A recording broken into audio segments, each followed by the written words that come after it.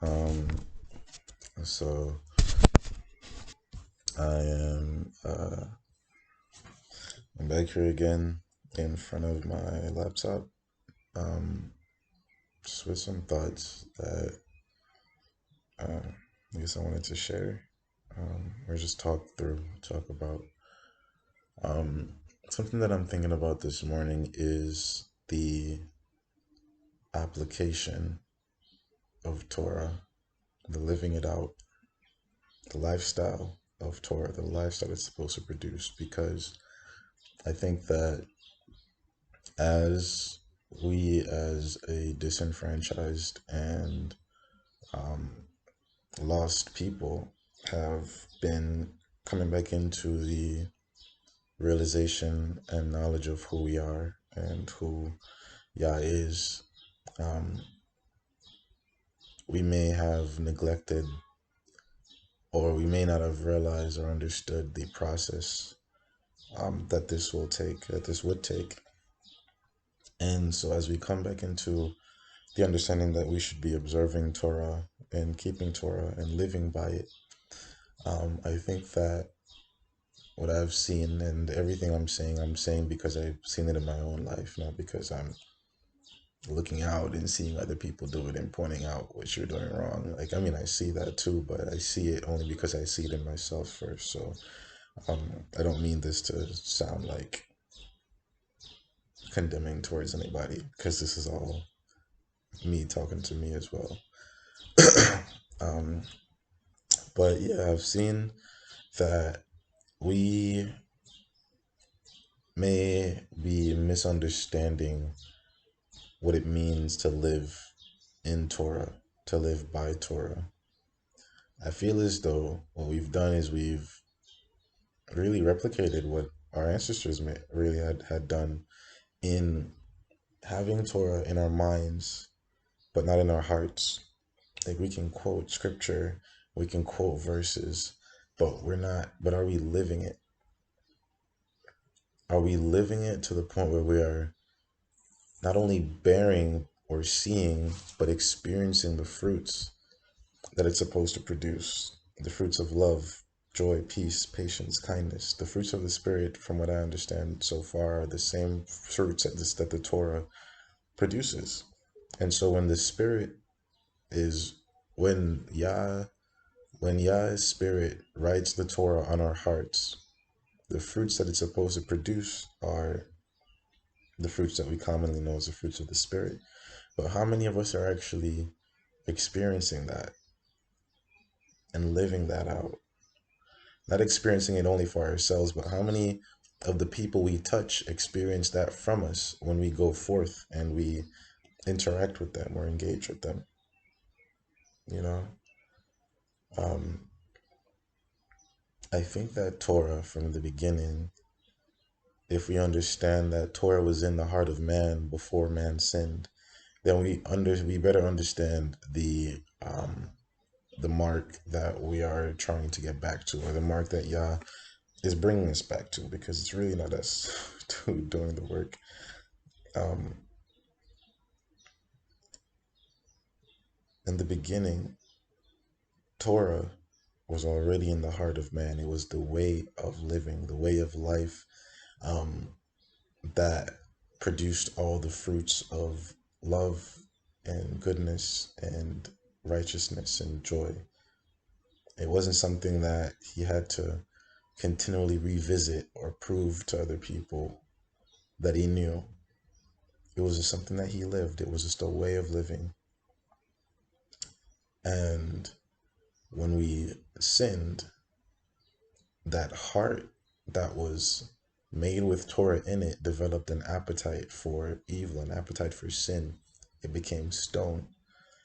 And so Yah, in his love and in his mercy, then put Torah on stone externally to guide a heart that no longer had Torah inside of it, back to Torah, by giving direction and instruction on how to live in a way that would produce these fruits, on how to treat your neighbor.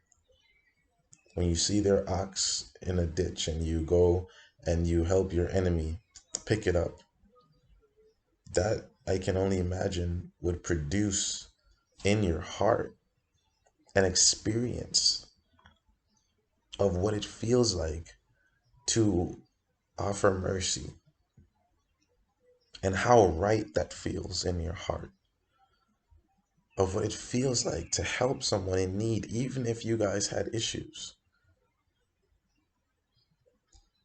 That heart posture that would reveal to you, wow, this is the right thing to do and the right thing feels good. And even more, Yah said that if we would live in this way, he would bless us. So when you treat people in this way and you see your life in turn is blessed, not only by just the experience of doing the right thing, but Yah extends his hand to take care of you, then I imagine that would encourage you to continue doing the right thing in your life towards Yah and towards people.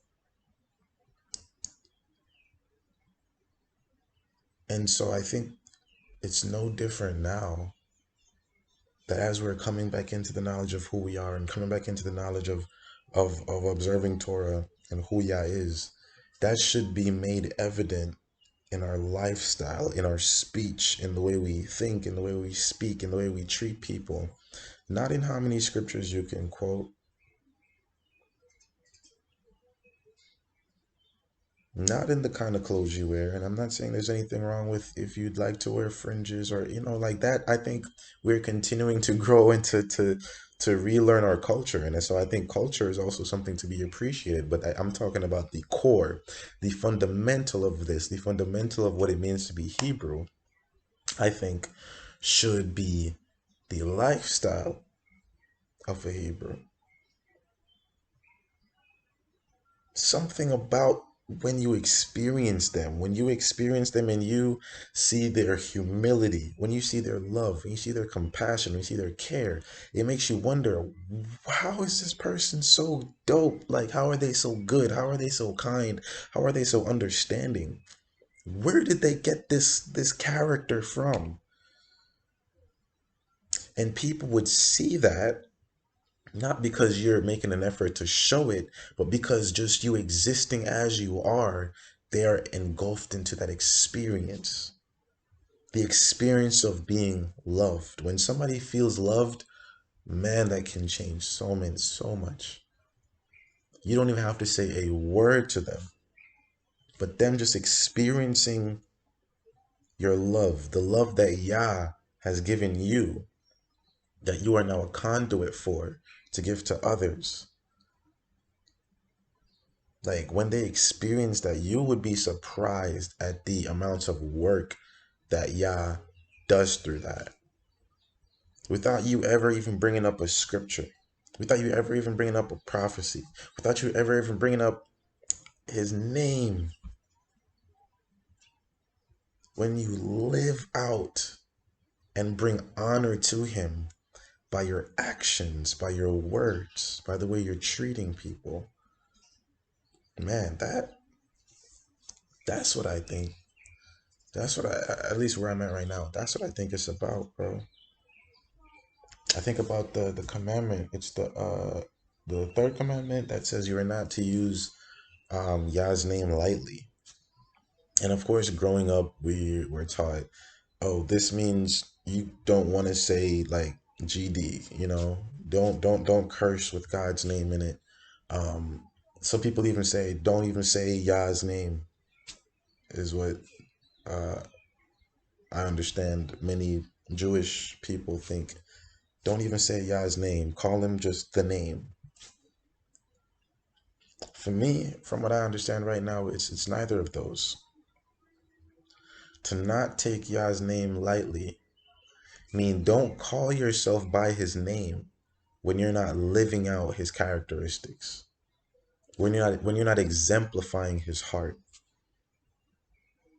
Don't call yourself by his name when you're not evident of his name and what his name means and what his name carries in character, in heart posture.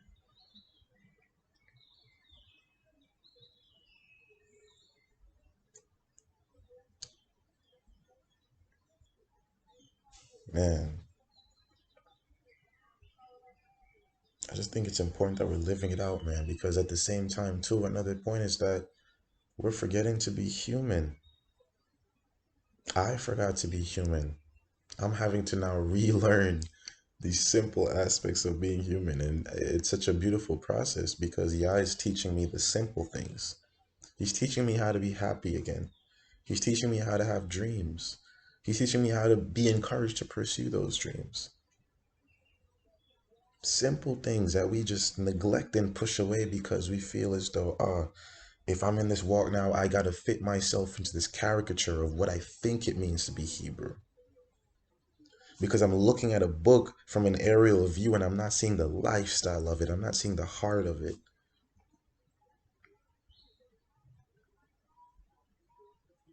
You know, man, I'm like watching all these sermons, but I'm not seeing it in real life. That's where I'm at. Like, I'm so tired, bro. I'm so tired of not being able to have a conversation with somebody who believes what I believe without having to force scripture into the conversation. I told my friend the other day, like, sometimes I feel like, bro, I'll go outside. I'll be talking to someone like, bro, it's a nice day outside. And they're like, yeah, it's a nice day. And in John 16, it was also a nice day. Like, bro, can we just talk about the day and exist in the essence of Yah without having to try to verbalize it to prove that we're existing in the essence of Yah? It's not something to prove, it's something to just exist in. And I feel like that perspective also blocks us off from the world because we feel like, oh, if the people around us aren't talking about scripture and prophecy and being Hebrew and this and that, oh, we don't need to be around them because they're not edifying us. They're not edifying us. They're not edifying my mind. But maybe that's the mistake, at least for me. Because at where I'm right now, I don't want my mind to be edified. I want my heart to be edified. And what I find is that my heart is edified when I go out and I meet people wherever they are. And I see Yah work through them. Whether you believe what I believe, whether you don't believe in God, whether you're a hooker on the street, whether whoever you are, just some random person I meet on the beach, some random person I see in the grocery store, you'd be surprised how much Yah will work through and make himself evident in your daily interactions if you just go forth and live and exist and love people and interact with them. But we want to isolate ourselves and only surround ourselves with people who believe what we believe, who say what we want to say, who talk about what we want to talk about. And we neglect the very people that we're supposed to be reaching. And I'm not saying we shouldn't be decisive about the people that we hold close to us, the people that have like we're being around on a consistent basis that then have influence over our minds and our perspective. I'm not saying that. I'm just saying like, bro, I don't want to be a light around a bunch of other lights. I want to be a light where light is needed in the midst of darkness or the lack of light because or the lack of light. And that's lifestyle. That's living. We forget we are supposed to live. It's like you get all this knowledge on Torah just to sit in your room and keep it right here. Watch sermons all day, read Bible, keep it right here. Watch sermons, read Bible, keep it right here. And it's like, no, when are you going to get up and go forth and live so that even more that you can actually get to experience the fruits of it? Are you joyful in this? Are you happy in this? I was talking to this guy the other day, this white guy, and God, we were talking about God in the conversation. I was curious about his perspective, and he was curious about mine as well. Um, because as we were talking, he was asking me just questions about why I was here, and I was telling him God came up because God is such a part of my life, right? And but he asked me if I was religious, and I was like no, and he was curious to know like how I um believe so much in God, but I wasn't religious. But anyways, the conversation continued, and he was sharing with me that sometimes he doesn't like talking about God with people because it feels like every time he talks to somebody about God, they're trying to convince him of something. Like they're trying to convert him to something. Like they just can't have a conversation about God, you know? And ironically, Bob Marley was playing in the background. And I asked him, I said, yo, do you like Bob Marley's music? Or do you like Bob Marley? He said, yeah, I love Bob Marley's music. I listen to it all the time. I love it. And I said, Bob Marley talks about God in every other song. And you know what he said to me? He said, yeah, but you can tell that he's enjoying it. You can tell that he's enjoying it. And that resonated with me. Because he said, because he's enjoying it, it makes me want to enjoy it too. How often are we encouraging others to engage in a relationship that we ourselves aren't even enjoying? How often are we trying to pull people into something that we ourselves aren't experiencing and benefiting from the fruits of? If we're really honest with ourselves, are you really enjoying yourself? Are you really happy? Are you fulfilled? Are you inspired? Truly.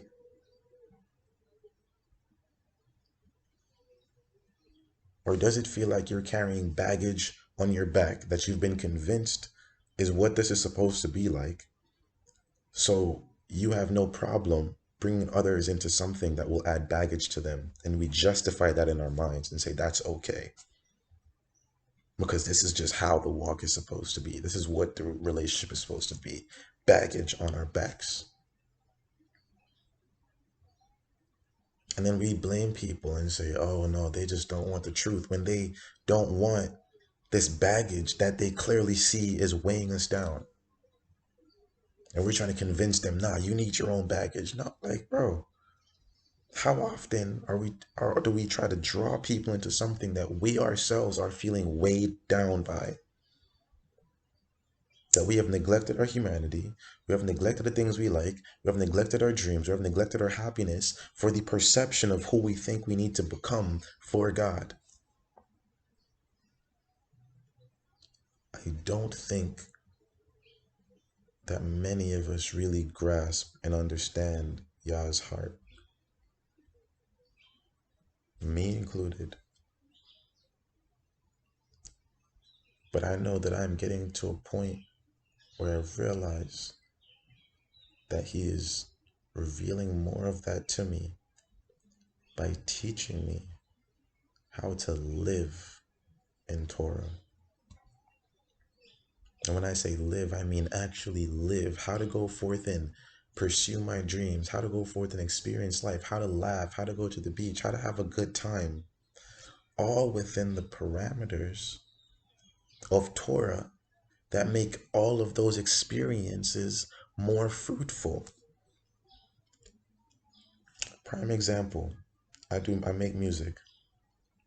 Before 2 years ago, when I was not at all taking my relationship with Yah seriously, I was making music and I was working with people and stuff. And when I look back on the person that I was then and how I would treat people, how I would argue with people about money, about percentages, how I would want everything to be about me, how I would ruin relationships because our work dynamic became so strenuous and difficult because of how much I wanted things to be about me and how unwilling I was to compromise and to encourage the people that I was working with. It's like I just wanted to use them to accomplish my dreams rather than um, just creating an environment where we could all be together and create together.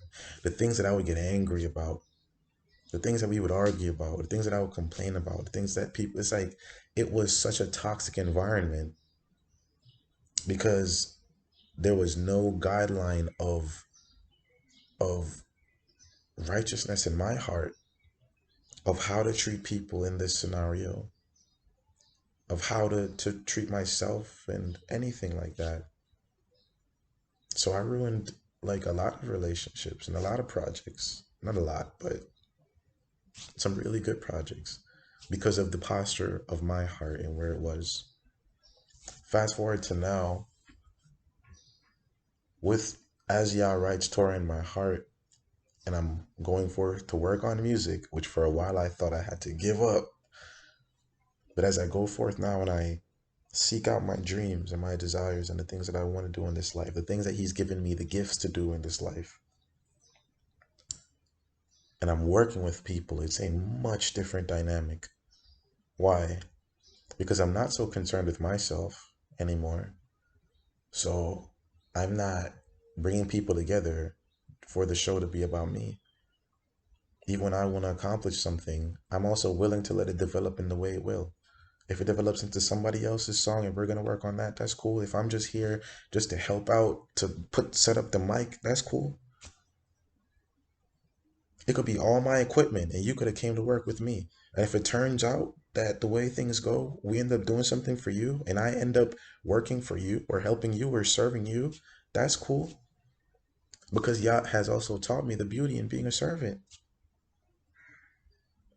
And He's also taught me that it's not always about me. And He's taught me that sometimes, well, actually, in reality, it's better to serve than to be served. I'm not arguing with people about money or placement or naming. I remember I worked on a whole project with one of my friends one time, like for a whole like month. And at the end of it, I was like, I only want my name on it. You can be in the subcredits because you're the producer, but I'm the artist, so I want my name, only my name to be there. Now when I look back at that, I'm like, bro, what? Somebody worked hand in hand with you day in, day out, and you don't want to give them credit? Now I'm like, bro, like, I won't not have your name there. If we work on something half and half, I won't not split it 50-50. I'm not gonna be looking at what's the industry standard for how a producer should be paid. 20%. Yeah, like, nah, bro. I'm working on fairness now. I'm working on justice. I'm not acclimating myself to what I think the industry says or what the industry says. I'm acclimating myself to what Torah says. Treat people fairly, uphold the cause, uphold justice. You know, be selfless, be giving. It's like everything is so much different and so much better now because such a healthier environment to work with people. Because now Torah is in my heart and my guideline for how I interact in these scenarios isn't based on the world or the industry. It's based on what Yah has put in my heart because that's what comes first. How I'm treating people. Before albums, before projects, before products, anything. What comes first? How am I treating people? If I'm working on a clothing line, before I'm worried about how things look and how I need them to be and when they need to come out, how am I treating people? If it's not in love, if it's not in patience, if it's not in fairness, if it's not in understanding, then I need to work on something in one of these areas. Because as long as I uphold these characteristics in my relationships, be it personal or in work dynamics, everything that I do will flourish. Everything will take care of itself. Everything will be good because Yah will look, and as He said, He will bless you. He will bless you for living by His instructions and obeying His commandments and actually existing in the fruits of those commandments, not just obeying something because you saw it written down, actually asking yourself, what is this commandment and instruction supposed to produce in my heart? Because that's all Yah has ever given instructions for. He's never given instructions only for Himself. Like he hasn't given one instruction that is only for Himself. Everything He has told us to do is for our benefit, to produce a heart posture. So when we're reading these commandments and we're reading through Torah, we're reading these instructions, I think the question to continually ask yourself and ask Yah in your studies, Father, what is this supposed to produce in my heart? Because I understand I'm having a hard time reading scripture right now because I feel like he's showing me so much in life that it's difficult for me to read the Bible and see the connection. Because when I read the Bible for me, sometimes it just feels so heavy because I'm still reading it with a religious perspective. So I think in life, he's helping me to unwork that perspective and that perception. So when I go into this word, I can see the same love, the same heart, the same character that he's revealed to me in my actual life in who he's always been because he's never changed.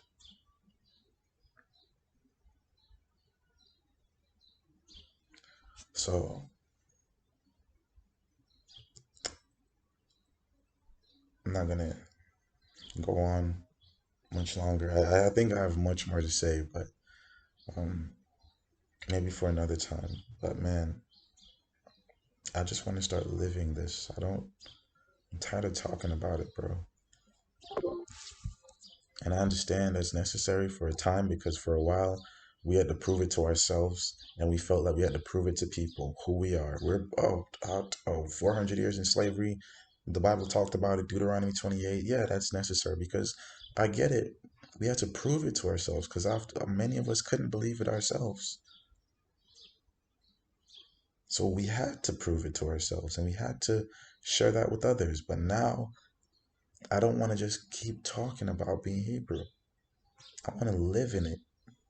I want to live it out. I want to benefit from the fruits that Yah said that we would as his chosen people.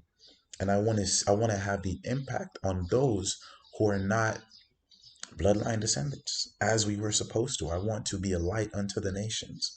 I want to impact people with love. I want people to be drawn to Yah, not by my words, but by the character that is brought forth from my words and in my words, but even by the character that is brought forth in my lifestyle. I'm still working on that. I'm not perfect at this, but I'm still working on it. But I just know that that's the mark that I want to hit. Lifestyle. This is not a religion. It's not a man-made culture, cult.